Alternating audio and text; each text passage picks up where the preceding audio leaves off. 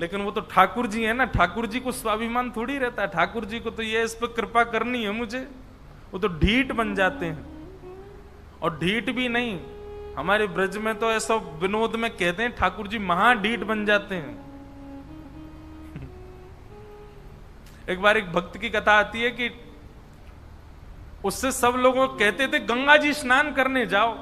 वो गंगा जी इसलिए नहाने नहीं जाता था कि वहां पंडे पुजारी पकड़ लेंगे, कहेंगे दक्षिणा दो, वो दक्षिणा नहीं देनी पड़े, इसलिए गंगा जी नहीं नहाता था। पत्नी ने एक दिन कहा मैं भोजन नहीं बनाऊंगी और मैं मायके चली जाऊंगी अगर आप गंगा स्नान करके नहीं आए तो गंगा स्नान करने गया तो साधारण घाटों पे नहीं गया, उस घाट पे गया जहां पर शव जलाए जाते हैं। वहां पे पंडे पुजारी होते ही नहीं है। बोले वहां नहाऊंगा तो कोई नहीं आएगा। कंजूसों की भी। अच्छा, एक और चीज, हमने कई भक्तों के चरित्र देखे, कंजूसों से भी ठाकुर जी की बड़ी मैत्री है। दान पुण्य करने वाले तो ठाकुर जी के हैं ही, लेकिन जो कंजूस होते हैं ना, ठाकुर जी उनका भी पीछे छोड़ते नहीं है, कैसे ना कैसे भी करके उनका पैसा निकलवाते ही हैं।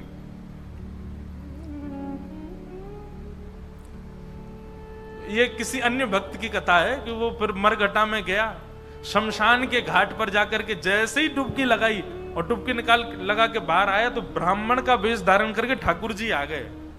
आइए आइए यजमान, जय हो, बड़े दिनान में देखो। बोले तुम यहां भी आ गए?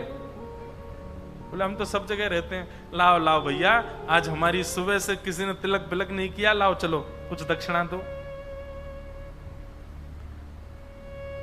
वो कथा बड़ी लंबी है, बड़ी प्रसिद्ध भी है। उसने कहा घर आ जाना, तो ठाकुर जी घर पहुंच गए। पत्नी ने कहा बाहर ब्राह्मण खड़ा है, उसको दक्षिणा देनी है। कंजूस व्यक्ति बोले उनसे कह दो आज बीमार हैं, कल आ जाएगा।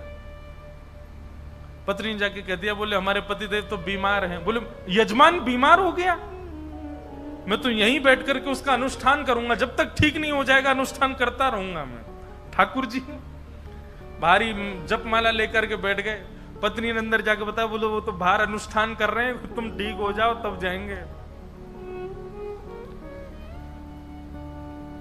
मन में विचार करने लगा, बोले जाएगा नहीं। सुनो, बाहर जाके उसको कह दो पतिदेव तो पधार गए, भगवत धाम चले गए।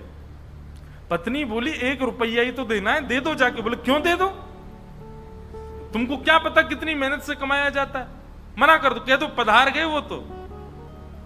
पत्नी बेचारी थोड़ी रोती रोती सी गई, बोले आप अब चले जाओ, पतिदेव तो पधार गए।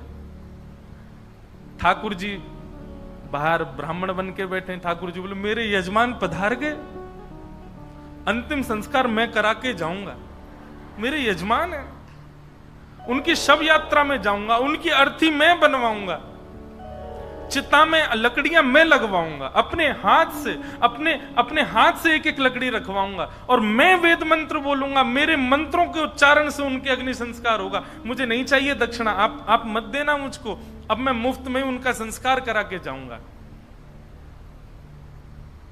पत्नी दौड़ी दौड़ी गई, बोले 1 रुपया निकाल के दे दो, वो तो संस्कार कराने को तैयार है तुम्हारे।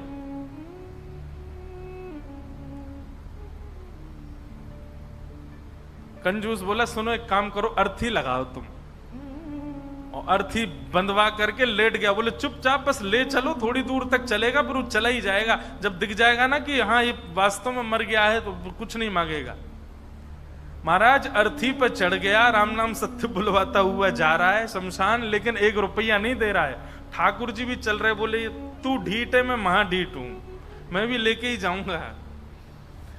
शमशान पहुंच गए, वहां पर चिता बन गई, चिता में शव को रख दिया।